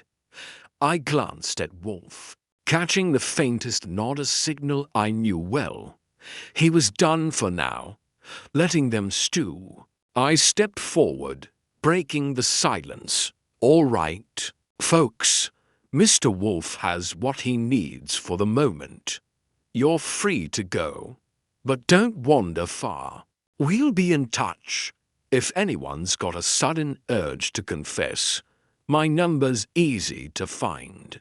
They filed out, Grimsby first in a near stumble, followed by Drayton's forced swagger, Hale's measured stride, and Moreau's lingering glare. Once the door shut, I turned to Wolfe, who was already reaching for a book from the shelf behind him. "Well," I asked, leaning against my desk, "you rattled them good. Think one's ready to spill?" Wolfe grunted, flipping open the book. "Perhaps, Archie, fear and doubt are sown." Reactions were telling Miss Hale's control phrase at the edges. Monsieur Moreau's defiance masks uncertainty, Mr. Drayton's veneer slips, and Mr. Grimsby's terror may be genuine. We await Saul's final report. The truth is near, and I shall have it. I grinned, sensing the endgame. Wolfe had baited the trap, and now the suspects were caught in his web, twitching under the pressure. Whatever came next, I knew it'd be sharp, final, and entirely on Wolfe's terms. By Monday morning, the brownstone on West 35th Street felt like a coiled spring, ready to snap. The office gathering the day before had left the low reserve suspects rattled, each of them teetering on the edge of confession or collapse under Nero Wolfe's relentless psychological pressure. I've seen Wolfe unravel mysteries before, but this one with its tangled web of a stolen ledger, a subtle trespass into our own home, and a circle of suspects dripping with secrets had a different flavor. It wasn't just business. It was personal.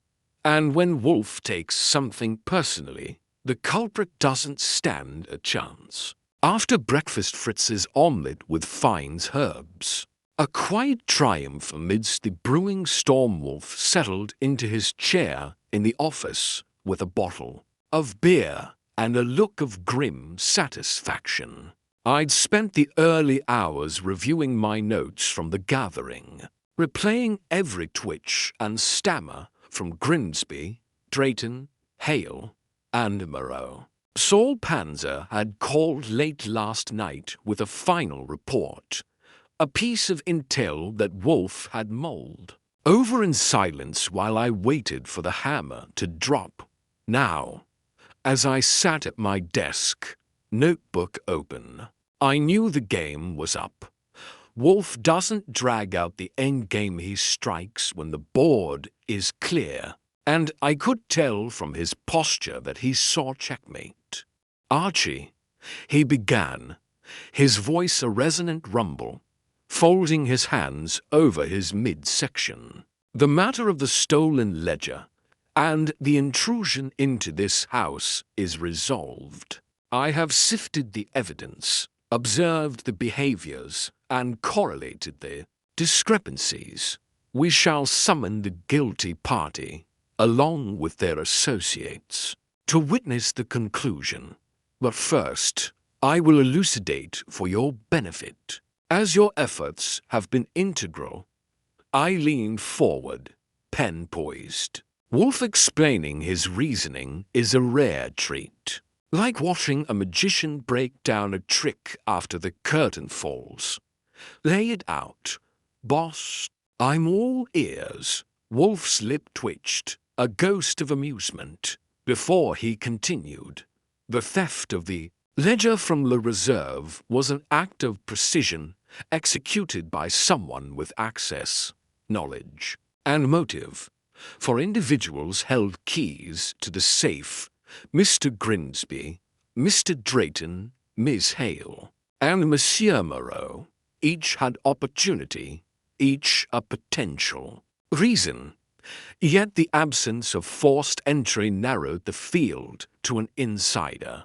The intrusion here Saffron misplaced. A knife taken was a parallel act, designed to unsettle, suggesting familiarity with my household. This pointed to a calculated mind, one bold enough to taunt while concealing their endgame. I nodded, following so far. So, a personal grudge or a message. But who? Consider the behaviors. Wolfe said, raising a finger. Mr. Grimsby's incessant anxiety suggested either abject fear or exceptional deceit. His reaction to your fabricated discrepancy was pure panic, unfeigned, indicating no guile beyond his natural disposition. He lacks the nerve for such boldness. Mr. Drayton's arrogance masked unease, but his position as owner renders theft of his own asset irrational, unless for insurance or blackmail, neither of which aligns with the household intrusion's petty nature. Monsieur Moreau's volatility is genuine, his temper a liability. Yet Saul's surveillance revealed no connection to this address beyond his recent summons. His defiance is not subterfuge, but character. That left one. I raised an eyebrow. So, Hale. Her ice cracked a bit yesterday. You pegged her from the start, didn't you? Wolfe grunted, a faint acknowledgement. Miss Eleanor Hale's restraint was her telltale flaw. Control, when excessive, betrays a need to hide. Her composure during confrontation, her deflection to others, and her subtle tremor when pressed on the brownstone intrusion pointed to knowledge. Saul's final report confirmed it among her past associates as a former locksmith, recently contacted, whose skills align with undetected entry. Miss Hale knew of this house through her visit, observed its routines, and orchestrated a minor trespass to signal power or warning, likely to deter pursuit of the ledger. I scribbled that down, connecting the dots. Motive, though? Why steal the ledger if privacy's her thing? Precisely, Wolfe said, sipping his beer. Miss Hale's role at La Reserve is discretion incarnate. The ledger, with its coded secrets, is her shield and her burden. I surmise she stole it not for gain, but for protection. A client or threat may have pressured her to secure it, fearing exposure. Her actions suggest defense, not offense. The intrusion here was a miscalculation, a desperate jab to assert control when she sensed my scrutiny closing in. She underestimated my resolve. I grinned, impressed as ever. You've got her dead to rights. What now, call her out solo? Or bring the whole crew back for the show? Wolfe's eyes half closed. A predator's calm before the strike. All of them, Archie. Their presence will compel her confession, or at least prevent denial. Arrange their attendance for this afternoon, 3 o'clock. Inform them it is non-negotiable I have identified the thief, and will disclose all. Include a note that refusal to attend implies complicity, and summon Saul as witness. His testimony on the locksmith seals the matter. I got to work, making the calls with a mix of relish and curiosity. Grimsby sounded near tears, but agreed. Drayton blustered, but complied. Moreau cursed in French before grunting assent. Hale's voice was clipped, emotionless. But she didn't argue. Saul confirmed he'd be there, ready with details. By 2:50, the office was set, chairs arranged, and Fritz had even laid out a tray of coffee more for show than hospitality. Wolfe sat like a judge awaiting sentencing. While I stood by, ready to play bailiff, they filed in, the tension thicker than yesterday. Grimsby perched on his usual edge. Drayton forced a smile. Moreau glared, and Hale sat stiffly, her face a mask. Saul slipped in last, leaning against the wall, his quiet presence a backup to Wolfe's command. Wolfe let the silence build, then spoke, his voice cutting the air. "Ladies and gentlemen, I have resolved the theft of the ledger from the Reserve and the related intrusion into my home. The culprit sits among us, Miss Eleanor Hale. You stole the ledger to protect a secret perhaps your own. Perhaps a client's fearing its contents would destroy what you've built. You arranged access to this house via an associate with locksmith skills, moving an item and taking another to unsettle me, a warning to back off. It was a grave error. I do not yield." Hale's mask shattered. Just for a second her lips parted. Her eyes widened. The others stared, Grimsby in shock, Drayton with dawning suspicion, Moreau with grudging respect. Hale recovered quickly, her voice icy. "That's a serious accusation, Mr. Wolfe.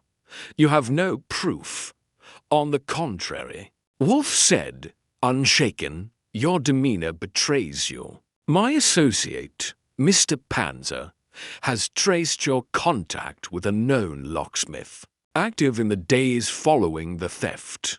Your tremor yesterday, when pressed on this house, confirmed suspicion. Deny if you wish, but I advise against it. Return the ledger. Miss Hale, I will ensure its secrets remain so, provided no further trespass occurs. Otherwise, I deliver my findings to authorities and your clients." The room held its breath. Hale's gaze locked with Wolfe's, a battle of wills. Then, slowly, she exhaled, her shoulders dropping fractionally. "Very well," she said, barely above a whisper. "I have it. I acted to protect someone vital. I meant no harm here, only to caution. I'll return it." Wolfe nodded, a king accepting surrender. "A wise choice, Archie. Escort Miss Hale to retrieve the ledger. The rest of you are dismissed. This matter ends now." I stood, gesturing to Hale as the others filtered out, muttering or silent. Wolfe had done it, cracked the case without leaving his chair, using nothing but observation and sheer force of mind. As I followed Hale out, I couldn't help but admire the old bear. The ledger would be back, the brownstone safe, and the Reserve's secrets buried again. Just another day in the office, except this one felt like a win worth savoring.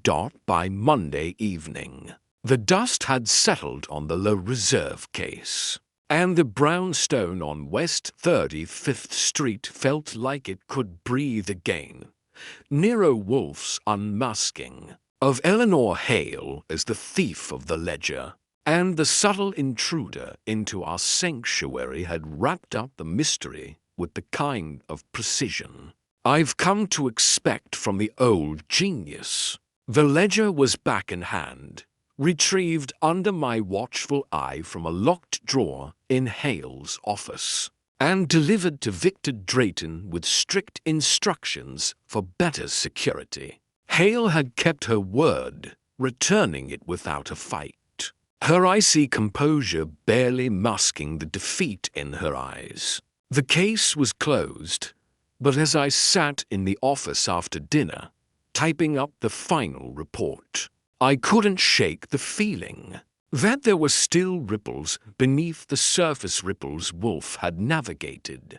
With his usual unruffled mastery, dinner had been a quiet affair. Fritz's beef bourguignon, paired with a red wine that Wolfe savored with rare contentment. The kitchen was back to its sacred order, the missing paring knife replaced by Fritz with a muttered vow to never let such a trespass happen again, though we all knew Hale's intrusion had been a one-off, a desperate jab rather than a sustained threat. Wolfe was in his chair now, a fresh bottle of beer at hand, a book on orchid hybridization open on his lap, looking for all the world like the last week hadn't happened.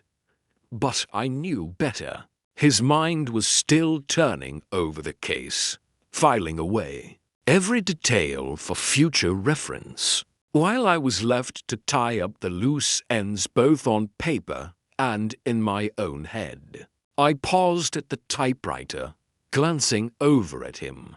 "So, boss, you figured Hale from the start, didn't you? All that positioning. The gathering, were you just waiting for her to crack, or did Saul's locksmith intel clinch it?" Wolfe didn't look up from his book, but his lip twitched, a faint sign of amusement. "Phooey, Archie. I do not wait for cracks. I create them." Miss Hale's excessive control was evident. From her initial visit, such restraint often conceals turmoil. Her reaction to the mention of the brownstone intrusion confirmed suspicion, and Mr. Panzer's report provided corroboration. I merely arranged the circumstances for her to reveal herself. A confession under pressure is more reliable than accusation without proof. I grinned, shaking my head as I resumed typing. That was Wolfe in a nutshell, turning a hunch into a trap with the patience of a spider. Hale had stolen the ledger to protect a high-profile client. She'd admitted under duress, though she wouldn't name names. Someone with enough pull or dirt to make her risk everything. She'd orchestrated the brownstone trespass as a warning, a clumsy attempt to spook Wolfe off the case, using an old locksmith contact to slip in undetected after observing our routines. During her visit, it was bold, I'd give her that. But messing with Wolfe's domain was like poking a bear with a toothpick. She'd underestimated him, and paid for it with exposure. Though Wolfe kept his word, no police, no public humiliation, just the quiet return of the ledger and a warning to never cross his threshold again. I finished the report, detailing Hale's motive, the retrieval, and the final handover to Drayton. Could been more relieved than angry when I met him at La Reserve earlier. He'd promised tighter security, though I doubted he'd fully trust anyone with access again, not after this. Grimsby had nearly wept with relief when I called to confirm the case was closed, stammering thanks for clearing his name. Moreau, predictably, had just grunted when I updated him, probably already back to yelling at his sous chefs. Hale herself had vanished into the background, lightly licking her wounds and hoping her mysterious client appreciated the risk she'd taken. As for the brownstone, Fritz had already doubled down on locks and checks, muttering about violations every time he passed the spice shelf. I leaned back in my chair, stretching after the last typed page slid into the file. $5,000 up front from Grimsby. plus the bonus Drayton tacked on for discretion. Pretty good haul for a week's work. You planning to spend it on more orchids? Or can I talk you into a new typewriter? This one's starting to stick. Wolfe grunted, turning a page. Your equipment is your concern, Archie. My orchids require no justification. The fee is satisfactory, though the intrusion into my home diminishes the triumph. I dislike having my sanctuary breached, however briefly. It is settled, but not forgotten. I nodded, understanding the edge beneath his calm. The brownstone isn't just a house, it's Wolfe's fortress. Fritz's domain, my base. Hale's little stunt with the saffron and knife had stung more. Then the ledger theft itself, a personal jab that Wolfe had countered with lethal intellect. I didn't envy whoever crossed him next. He'd be twice as vigilant now. Speaking of settled, I said, shifting gears, Hale's client, whoever she was protecting, gets off scot-free. Doesn't that nag at you? Some big shot pulling strings. Maybe someone we'd recognize if we dug deeper? Wolfe closed his book with a deliberate thud, fixing me with a look that could have frozen fire. Archie, curiosity is your vice, not mine. Miss Hale's motive was protection, not malice. The ledger is returned, the threat neutralized. Pursuing her client serves no purpose beyond satisfying idle speculation. My obligation to Mr. Grimsby and Mr. Drayton is fulfilled. Let the shadows remain shadows. I shrugged, knowing better than to argue when Wolfe drew a line. He's got a code. Even if it's buried under layers of grump and genius, solve the case. Honor the contract, and don't meddle where it's not needed. I filed the report in the cabinet, the finality of it sinking in. Another puzzle cracked, another fee collected, another story for the book's literal ones. Since I'd probably write this up later for the occasional magazine piece, Wolfe lets me publish under a pseudonym. As I tidied my desk, Fritz appeared in the doorway, a tray of coffee in hand, his face back to its usual placid warmth. Archie, Mr. Wolfe, I thought a nightcap might be in order. The kitchen is secure, the house at peace. Shall I prepare anything else? Wolfe waved a hand, a rare gesture of dismissal without irritation. No, Fritz, coffee suffices. Your diligence is noted. The sanctity of this house is restored, thanks to your vigilance and Archie's efforts. Fritz beamed, a small victory, and set the tray down before retreating. I poured a cup, sipping as I glanced out the window at the darkening street. October was winding down, the city humming with its usual restless energy. Inside, though, the brownstone was still safe, solid, a fortress reclaimed. Hale's trespass had been a blip, a momentary violation, but Wolfe had turned it into a lesson for anyone thinking they could outmaneuver him. On his own turf, I raised my cup in a mock toast to closed cases and quiet nights. Think we'll get a breather before the next mess lands on our doorstep?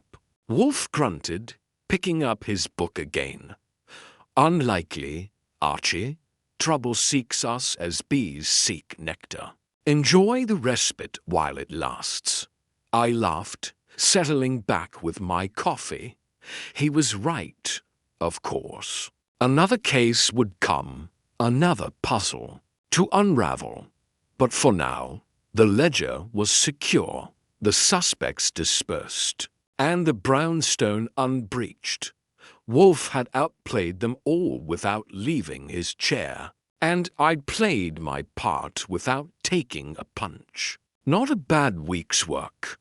As the quiet of the evening wrapped around us, I felt a rare contentment and aftermath worth reflecting on, at least until the next storm rolled in by Tuesday morning. The brownstone on West 35th Street had fully regained its characteristic calm, a sanctuary of order after the storm of the low reserve case. The stolen ledger was back in the hands of Victor Drayton under stricter safeguards. Eleanor Hale had retreated into her shadows with a lesson learned, and the subtle trespass into our home a misplaced jar of saffron and a missing paring knife had been resolved as her desperate bid for control.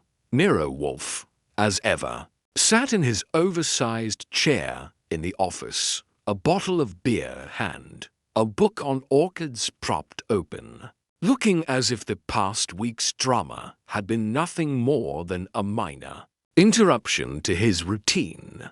For me, Archie Goodwin, the case's end brought a mix of satisfaction and lingering curiosity, though I knew better than to poke at threads Wolfe deemed cut.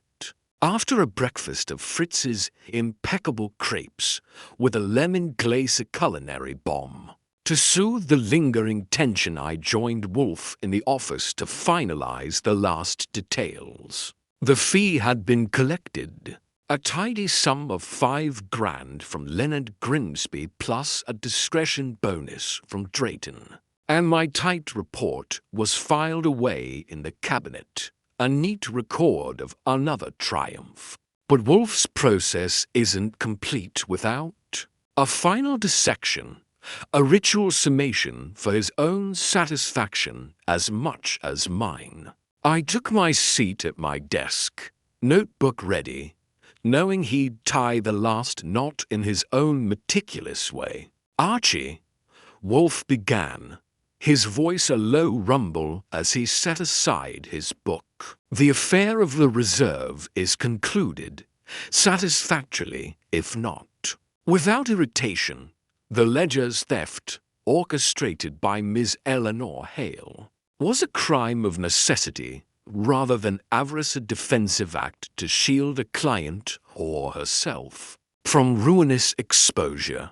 The intrusion into this house, while a personal affront, was a gambit to deter pursuit, a misstep born of desperation.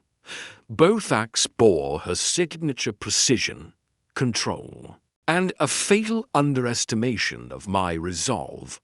We have restored order, and I trust no further violations will occur." I nodded, jotting a final note for my own records. "You had her pegged early, didn't you? That cool exterior to cool, like she was holding back a flood. Saul's locksmith intel was the clincher, but you were already leaning her way after the first meeting." Wolfe's lip twitched, a flicker of acknowledgement. "Phooey.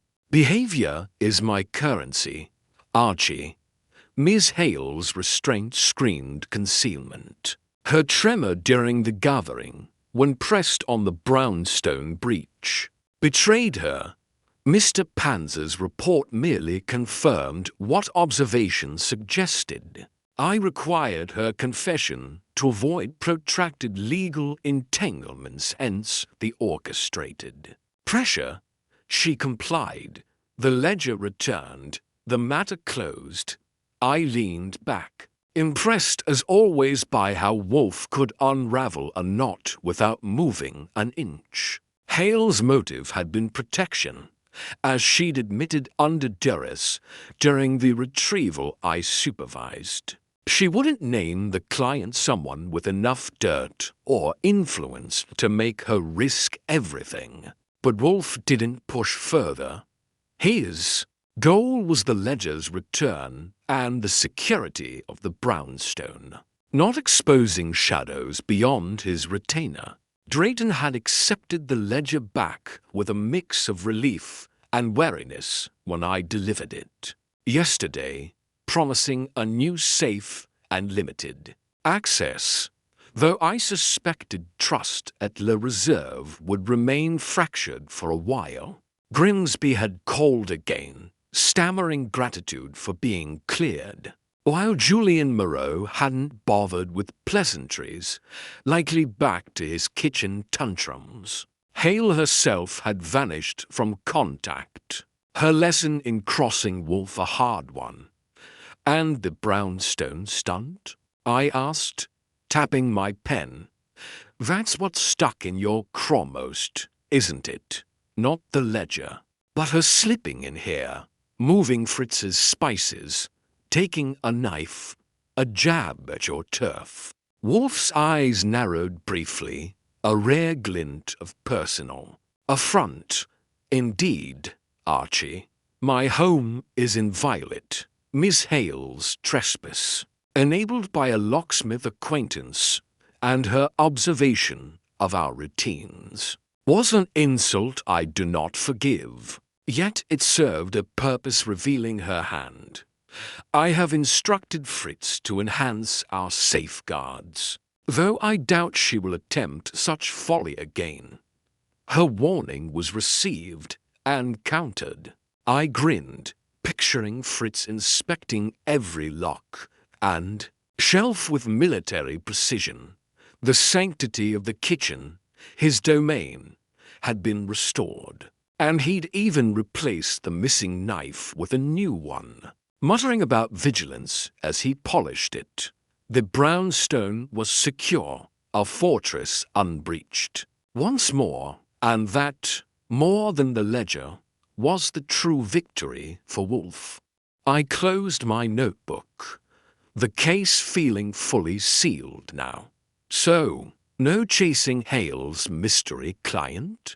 I'll admit, I'm itching to know who scared her enough to pull this. A politician, a mobster, some Wall Street shark. Could be a bigger story. Wolfe grunted, reaching for his beer. "Your curiosity is tiresome, Archie. My obligation was to Mr. Grimsby and Mr. Drayton to retrieve the ledger and ensure no further threat. Delving into Miss Hale's shadows serves no remunerative purpose, nor does it align with my standards. Let her client remain anonymous. Our work is done. That was Wolfe's code solve the case. Collect the fee. Don't meddle beyond the contract." I shrugged, knowing argument was futile. The fee was banked, the ledger safe, the brownstone untouched. A win, even if a quiet one. I stood, stretching, and glanced out the window at the grey October morning, the city humming beyond. Another puzzle cracked, another story to file away. Maybe for a magazine piece down the line if Wolfe approved. Fritz appeared in the doorway, a tray of mid-morning coffee in hand, his face serene once more. "Mr. Wolfe, Archie, a refreshment. Before the day progresses, the house is at peace. Shall I prepare anything further?" Wolfe waved a hand, a gesture of contentment. "No, Fritz.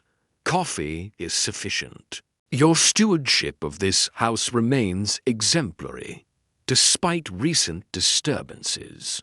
We are secure." Fritz nodded, a small smile of pride as he set the tray down and retreated. I poured a cup, sipping as the quiet of the office settled around us. Wolfe returned to his orchids, I to tidying my desk, and for a moment, the world, outside with its secrets, its crimes, its endless messes felt far away. Hale's gambit had failed, her warning turned against her by Wolfe's unrelenting mind. The ledger's coded names would stay buried, the reserve would limp on under tighter watch, and the brownstone stood as unyielding as ever. I raised my cup in a silent toast to no one in particular, to tide knots and still waters. How long? You figure before the next knot needs untying. Wolfe didn't look up, but his grunt carried a trace of wry humor. Soon enough, Archie. Trouble is drawn to competence. Savor the lull, it is fleeting. I chuckled, settling back with my coffee. He was right. As always, another case would land, another tangle to unravel. But for now, the ledger was secure, the suspects chastened, and the brown stone inviolate. Wolfe had outplayed them all from his chair, a detective whose battlefield was the mind, whose weapon was reason. I'd played my part, dodged the punches, and watched the master at work. As the morning stretched on, the quiet felt like a victory hard won, subtle and quintessentially Wolfe. Let the next storm come when it may, we'd be ready.